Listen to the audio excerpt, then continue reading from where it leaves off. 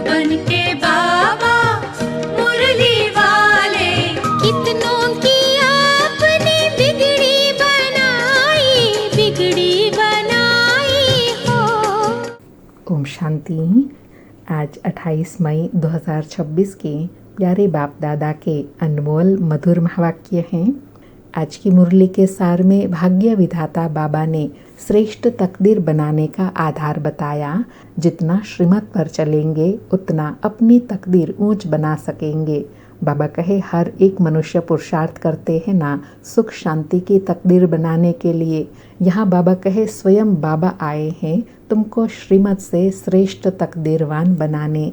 फिर बाबा ने विशेष अंडरलाइन कराते कहा कि अभी तुम बच्चों के मुख से कभी भी हाय राम, हे भगवान, हे बाबा शब्द ना निकले। अर्थात बाबा को दुख के भाव से याद नहीं करना है, अंदर ही अंदर मीठे बाबा को बहुत प्यार से याद करना है, दुखी होकर याद नहीं करना है। और साथ में कहा कि दुख हरता सुख करता बाप आकर सुख का रास्ता बताते हैं। फिर सतयुग में दुख का नाम निशान नहीं रहता। एक बाप ही आकर सर्व का कल्याण करते हैं, सर्व को दुखों से छुड़ाते हैं। बाप आते ही है सबकी ज्योति जगाने, दुख हर कर सुख देने। और कहा कि हर एक मनुष्य भगवान को ही पुकारते हैं, आओ आकर रास्ता बताओ। हमारी आत्मा तमो प्रधान बन गई है जिस कारण उड़ नहीं सकती, अर्थात आत्मा वापस अपने घर नहीं जा सकती। अब बाबा आकर घर का रास्ता बताते हैं, पावन बनाकर आत्मा को उड़ने लायक बनाए अपने साथ ले जाते हैं। और लास्ट में कर्म योगी व देही अभिमानी बनने के लिए कहा कि बाप कहते हैं यह तुम्हारा अंतिम जन्म है, अभी तुमको देही अभिमानी बनना है, तुमको बाबा से वर्षा लेना है तो बाप को याद करना है। अर्थात काम करते रहो, दिल से एक बाप को याद करते रहो। बाबा कहे तुम आशिक हो एक माशुक के, सबका सदगति दाता एक माशुक है, वह आते ही तब हैं जब सबको सदगति मिलनी है, फिर दुख का नाम निशान नहीं रहता। बाबा कहे तुम जितना मुझे याद करेंगे उतना तुम्हारे विक्रम विनाश होंगे और तुम मेरे पास आ जाएंगे। अब तुमको याद एक को ही करना है। सुनते हैं प्यारे बाप दादा के अनमोल मधुर महावाक्य। आज बाबा कहे मीठे बच्चे तुम बाप के पास आए हो अपनी ऊंच तकदीर बनाने। जितना श्रीमत पर चलेंगे उतना ऊंच तकदीर बनेंगी। आज मुरली से प्रश्न है, भक्ति की कौन सी आदत अभी तुम बच्चों में नहीं होनी चाहिए? उत्तर में बाबा कहे भक्ति में थोड़ा दुख होगा, बीमारी होगी तो कहेंगे हे राम, हे भगवान। हाय हाय करने की आदत भक्ति में होती है। अभी तुम्हें कभी भी मुख से ऐसे बोल नहीं निकालने हैं। तुम्हें तो अंदर ही अंदर मीठे बाबा को प्यार से याद करना है। आज मुरली में गीत बजा, तकदीर जगाकर आई हूँ, नई दुनिया बसाकर लाई हूँ। ओम शांति। हर एक मनुष्य पुरुषार्थ करते हैं सुख और शांति की तकदीर बनाने। साधु संत सन्यासी आदि कहते हैं हमको शांति चाहिए, दुख हरो सुख दो। समझते हैं भगवान ही मनुष्य मात्र का दुख हरता सुख करता है। अब भगवान को मनुष्य जानते तो है नहीं। तुम तो कहते हो शिव बाबा, ब्रह्मा विष्णु शंकर को बाबा नहीं कहेंगे, वह तो देवता है। भगवान को ही बाबा कहेंगे, वह है निराकार जिसकी पूजा करते हैं। जानते हैं शिव बाबा सभी का है, परंतु यह ख्याल नहीं आता। क्या ख्याल नहीं आता कि हम बाबा क्यों कहते हैं? बाबा कहे सब भगवान व बाबा कहे याद करते हैं, लेकिन यह नहीं जानते कि उनको बाबा अर्थात पिता क्यों कहते हैं। बाबा कहे बाबा तो एक लौकिक भी है, यह फिर कौन सा बाप है? यह आत्मा कहती है वह निराकार बाप है, वह भी निराकार है, हम आत्मा भी निराकार है। साकार बाबा होते हुए भी आत्मा उस बाप को भूलती नहीं है। गॉड फादर हैं, हम उनके बच्चे हैं। यहाँ कहते हैं परम पिता परमात्मा, अंग्रेजी में कहते हैं गॉड फादर सुप्रीम सोल, सबसे ऊंचा। लौकिक बाप तो शरीर का परिचय है और वह है पारलौकिक बाप। बाप ही बैठ बच्चों को समझाते हैं, बाप को ही याद करते हैं क्योंकि बाप से वर्षा मिलता है। तुम बाप के पास आए ही हो वर्षा लेने। दुख हरता सुख करता बाप ही आकर सुख का रास्ता बताते हैं। फिर वहाँ सतयुग में दुख का नाम निशान नहीं रहता। यहाँ तो बहुत दुख है ना, सब पुकारते हैं। अभी तो दुनिया में बहुत दुख आने वाले हैं। बाबा कहे, अभी तो और भी दुनिया में बहुत दुख आने वाले हैं। कोई मरते हैं तो कितना दुखी होते हैं। हाय भगवान कह रोते हैं। वही कल्याणकारी बाप हैं। गाते हो तो जरूर दुख हरा है, सुख दिया है ना। बाबा कहे, कल्याणकारी बाप है ना, इसलिए उनको याद करते हैं, क्योंकि वही आकर दुख हर कर सुख देते हैं। बाप आकर समझाते हैं, बच्चे तुम कल्प कल्प जब बहुत दुखी पतित हो जाते हो तब पुकारते हो, हे बाबा आओ। मैं कल्प कल्प आता ही हूँ संगम पर। पावन दुनिया के आदि और पतित दुनिया के अंत को संगम कहा जाता है। यह एक ही संगम युग गाया जाता है। बाबा कहे, एक ही संगम की महिमा है। कौन से संगम की? जो पावन दुनिया और पतित दुनिया के बीच का समय है। बाबा कहे, बाप आते हैं सबकी ज्योति जगाने, दुख हर कर सुख देने। तुम जानते हो हम पारलौकिक बाप के पास आए हैं। जो बाबा इनमें ब्रह्मा बाबा में प्रवेश कर आए हैं। खुद कहते हैं, मैं इनमें प्रवेश कर इनका नाम ब्रह्मा रखता हूँ। तुम सब हो ब्रह्मा कुमार और कुमारियाँ।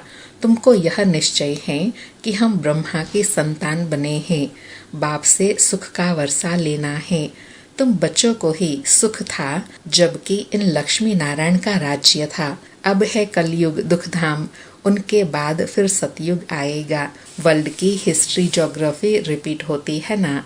सतयुग में फिर इन लक्ष्मी नारायण का ही राज्य चाहिए। यह चक्र फिरता ही रहता है।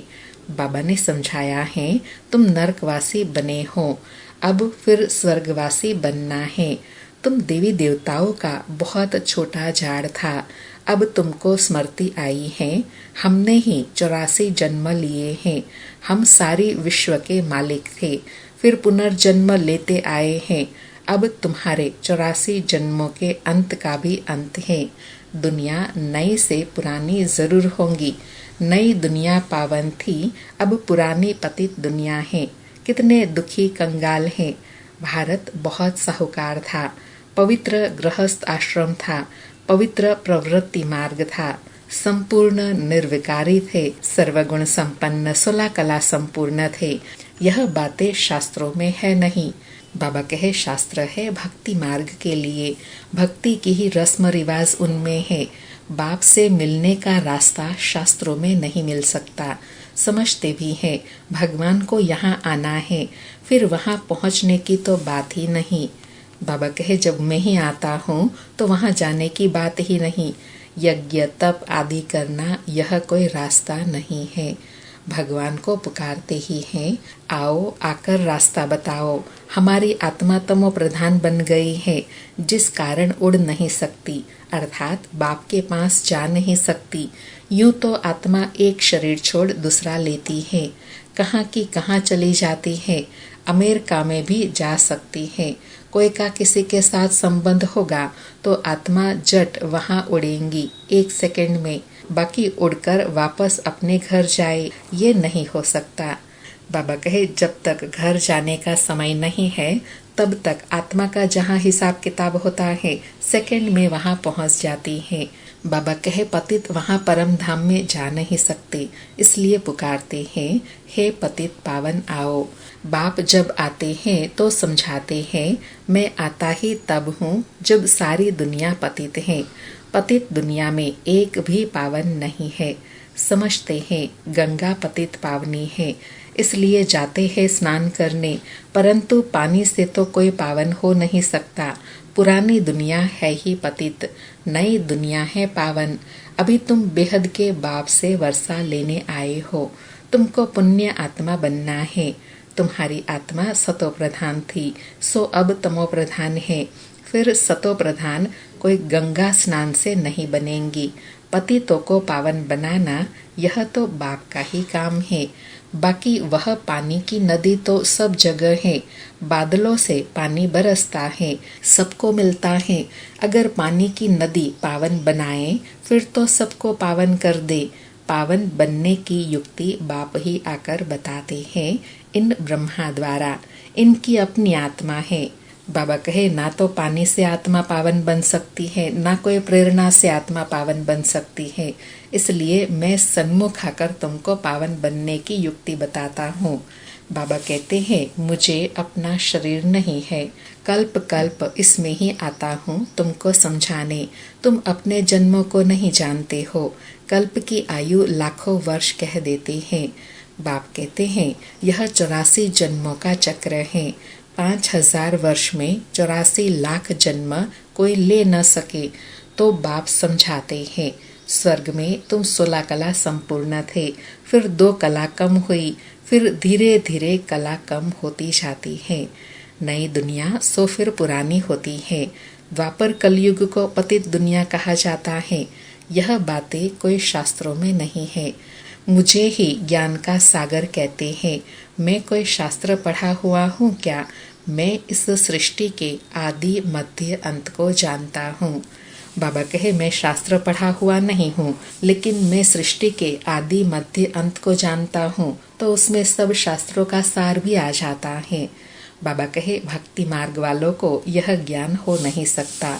यह सब है भक्ति मार्ग का ज्ञान। गाते भी हैं हम पापी नीच हैं, हमारे में कोई गुण नहीं, आपे तरस परोई। इनके ऊपर तरस किया गया है, तब मनुष्य से देवता बने हैं। इनको कहा जाता है ऊंच ते ऊंच तकदीर। बाबा कहे ऊंच ते ऊंच तकदीर किसको कहा जाता है? जब स्वयं भगवान सन्मुख आकर पढ़ाते हैं। और कौन सी पढ़ाई पढ़ाते हैं? मनुष्य से देवता बनने की, जिससे ऊंची प्राप्ति व तकदीर कोई हो नहीं सकती। बाबा कहे स्कूल में तकदीर बनाने जाते हैं। कोई जज कोई इंजीनियर बनते हैं। वह है विकारी तकदीर। यह तुम्हारी बनती है ईश्वर द्वारा तकदीर। इसलिए बुलाते हैं हे दुखहर्ता सुख करता। देवता बनाने के लिए सिवाय बाप के कोई पढ़ा न सके। बाप आत्माओं से बैठ बात कर रहे हैं। आत्मा कहती है यह मेरा शरीर है। शरीर तो नहीं कहेगा मेरी आत्मा, शरीर के अंदर आत्मा है। वह कहती है यह मेरा शरीर है। मनुष्य कहते हैं मेरी आत्मा को न दुखाओ। आत्मा शरीर में न हो तो बोले भी नहीं। आत्मा कहती है मैं एक शरीर छोड़ दूसरा लेता हूँ। हमने जरूर 84 जन्म भोगे हैं, नरकवासी बने। अब फिर तुम स्वर्गवासी बनने का पुरुषार्थ कर रहे हो। स्वर्गवासी तो बाप ही बनाएंगे। स्वर्ग कहा ही जाता है सतयुग को। यह जो कहते हैं फलाना स्वर्गवासी हुआ, यह झूठ बोलते हैं। यह तो नर्क है। कोई मरा तो कहेंगे स्वर्ग में गया, फिर नर्क में क्यों बुलाते हैं कि आकर खाना खाओ। स्वर्ग में तो उनको बहुत वैभव मिलते हैं, फिर तुम नर्क में क्यों बुलाते हो। बाबा कहे जब स्वर्ग में सुखी है, सब प्राप्तियां हैं, फिर उनको नर्क में क्यों बुलाते हो। तो इससे सिद्ध होता है कि सचमुच में कोई स्वर्ग में नहीं गए हैं। बाबा कहे मनुष्यों में इतनी भी समझ नहीं है। बाप बैठ समझाते हैं अभी यह कलयुग खत्म होना है, इनको आग लगेंगी, यह सब खत्म हो जाएंगे। तुम बच्चे जो बाप से वर्षा लेते हो, वह सतयुग में आकर राज्य करेंगे। इन लक्ष्मी नारायण को यह वर्षा किसने दिया? बाप ने। तुम अभी बाप द्वारा लायक बन रहे हो। तुम कहेंगे हम नरकवासी से स्वर्गवासी बन रहे हैं। बाप कहते हैं मैं स्वर्गवासी नहीं बनता हूँ, मैं तो परम धाम में रहता हूँ। नरकवासी स्वर्गवासी तुम बनते हो। आत्मा का निवास स्थान शांति धाम है, फिर तुम सुख धाम में आते हो। यह है ही दुख धाम। इनका अब विनाश होना है। यह किसी को भी पता नहीं है कि भगवान ब्रह्मा तन में आकर राजयोग सिखाते हैं। वह समझते हैं कि श्री कृष्ण आया, श्री कृष्ण के तन में भी नहीं कहेंगे, क्योंकि बाबा कहे श्री कृष्ण का तन व श्री कृष्ण के नाम वाला शरीर सतयुग में ही होता है। फिर सारे कल्प में उस शरीर व उस नाम में नहीं होंगे। बाबा कहे वह तो विश्व का मालिक है, लिबरेटर सबका एक है। वह है सुप्रीम आत्मा, परम आत्मा। दुनिया में कोई भी सत्संग नहीं होता जहां ऐसा समझें कि हम बाप से स्वर्ग का वर्षा लेते हैं। पतित से पावन बनाने वाला तो एक ही बाप है। बाप समझाते हैं, क्या समझाते हैं? मैं तुम्हारा सच्चा गुरु हूँ, तुमको पावन बनाता हूँ। बाकी गंगा का पानी पावन बना नहीं सकता। यह है ही पाप आत्माओं की दुनिया। कुछ भी करे सीढ़ी नीचे उतरनी ही है।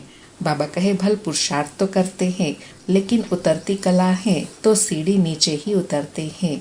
बाबा कहे सतो प्रधान से तमो प्रधान बनना ही है। तुम भक्ति करते हो, हाय राम भी नहीं कहेंगे, वह तो तुम्हारा बाप है, तुमको पढ़ा रहे हैं। तो बाबा कहे तुमको हाय हाय कहकर नहीं याद करना है, तुमको तो दिल से प्यार से बाबा को याद करना है। बाबा कहे हे भगवान आओ, हे राम भी नहीं कहना चाहिए, परंतु बहुतों में यह आदत पड़ी हुई है तो अक्षर निकल पड़ते हैं। तुमको बाप कहते हैं मुझे याद करो तो विक्रम विनाश होंगे और तुम मेरे पास आ जाएंगे। याद एक को ही करना है। बाप कहते हैं यह तुम्हारा अंतिम जन्म है। अभी वर्षा लिया सो लिया, फिर कभी नहीं पा सकेंगे। बाप ने समझाया है यह जो अपने को हिंदू कहलाते हैं वह असल देवी देवता धर्म वाले हैं। क्रिश्चियन धर्म वाले कभी नाम नहीं बदलते हैं। भल तमो प्रधान है तो भी क्रिश्चियन धर्म में ही है।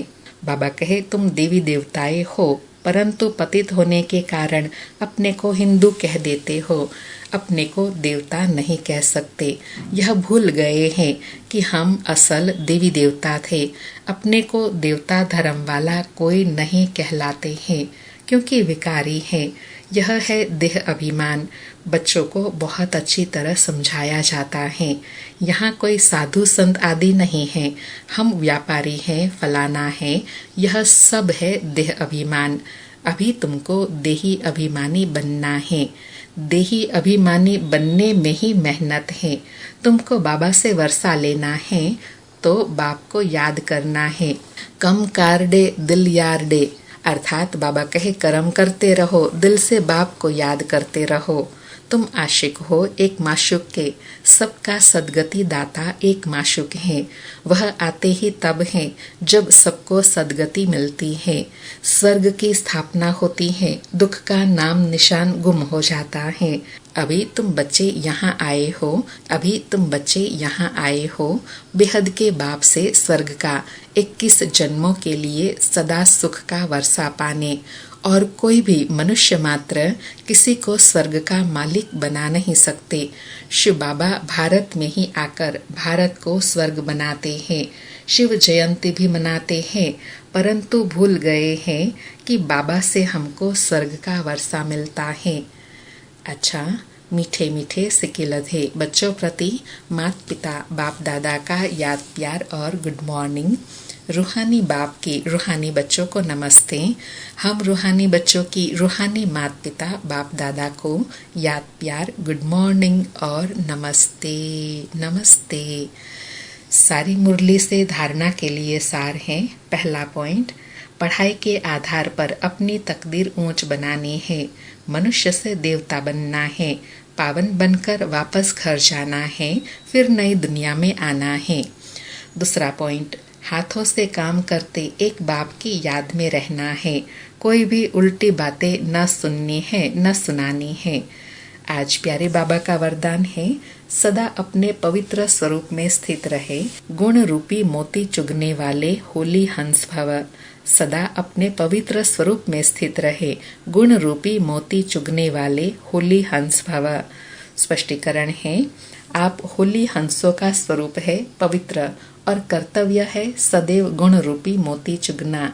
अवगुण रूपी कंकड़ कभी भी बुद्धि में धारण नहीं करो, लेकिन इस कर्तव्य को पालन करने के लिए सदैव एक आज्ञा याद रहे कि न बुरा सोचना है, न बुरा सुनना है, न बुरा देखना है, न बुरा बोलना है। जो इस आज्ञा को सदा स्मृति में रखते हैं वह सदा सागर के किनारे पर रहते हैं। हंसों का ठिकाना है ही सागर। बाबा ने होली हंसों की परिभाषा बताई कि होली हंस का स्वरूप है पवित्र और कर्तव्य है सदैव गुण रूपी मोती चुगना। कभी भी न बुरा सोचना है, न सुनना है, न देखना है, न बोलना है। कहे जो होली हंस होते हैं वह सदैव सागर के किनारे पर रहते हैं, क्योंकि हंसों का ठिकाना ही सागर है। आज का स्लोगन है, चलते फिरते फरिश्ता स्वरूप में रहना, यही ब्रह्मा बाप के दिल पसंद गिफ्ट है। चलते फिरते फरिश्ता स्वरूप में रहना, यही ब्रह्मा बाप के दिल पसंद गिफ्ट है। आज के अव्यक्त इशारे हैं, सदा अचल अडोल एक रस स्थिति का अनुभव करो। आज अनुभव करने के लिए कहा कि सदा अचल अडोल रहने के लिए स्व उन्नति और सेवा की उन्नति में सदा बिजी रहो। सर्व के प्रति शुभ भावना रखो। संबंध के आधार पर पार्ट नहीं, सेवा के संबंध से पार्ट बजाओ। दूसरा, विनाशी साधनों को सहारा व आधार नहीं बनाओ। यह सब निमित्त मात्र है, सेवा के प्रति है। सेवा अर्थ कार्य में लगाया और न्यारे। साधनों के आकर्षण से मन आकर्षित नहीं होना चाहिए। अच्छा, ओम शांति। शुक्रिया बाबा, शुक्रिया।